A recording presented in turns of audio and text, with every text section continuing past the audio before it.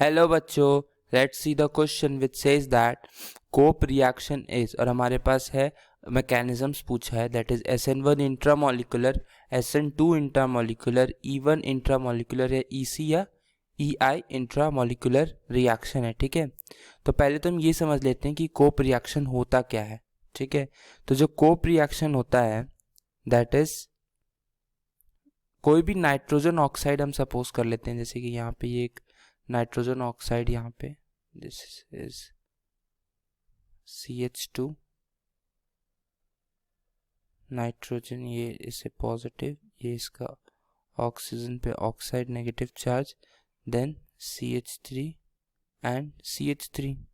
सो यहाँ पे एक नाइट्रोजन ऑक्साइड हमने सपोज किया, तो अब अगर हम देखेंगे तो नाइट्रोजन ऑलरेडी एक क्या है, इलेक्ट्रोनेगेटिव एलिमेंट है, उस पर भी पॉजिटिव चार्ज और उससे अटैच्ड है एक ऑक्सीजन, दूसरा इलेक्ट्रोनेगेटिव एलिमेंट।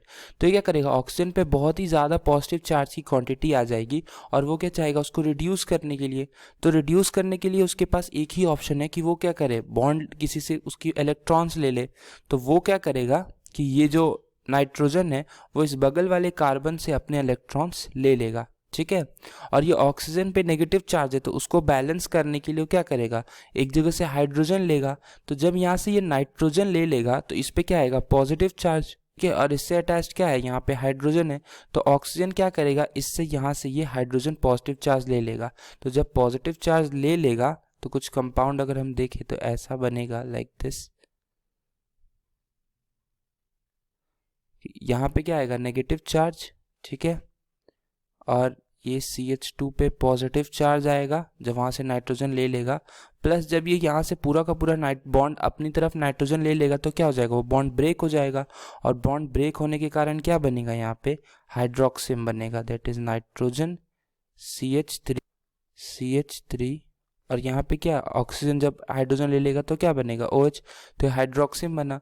प्लस जब ये नाइट्रोजन और पॉजिटिव चार्ज क्या है, तो ये दोनों एक दूसरे से बॉन्ड बना लेंगे, तो जो दूसरा बॉन्ड बनेगा वो डबल बॉन्ड के फॉर्म में बनेगा, लाइक दिस CH2।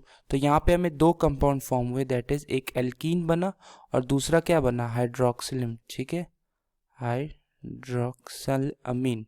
ठीक है, हमारे पास ये दो कंपाउंड्स फॉर्म हुए। तो अगर इसमें देखें तो हमारे जो मैकेनिज्म यूज हुआ that is EC1 intramolecular elimination. तो ऑप्शंस देखें तो D option will be the correct answer of the question. Hope you understood it well. All the best.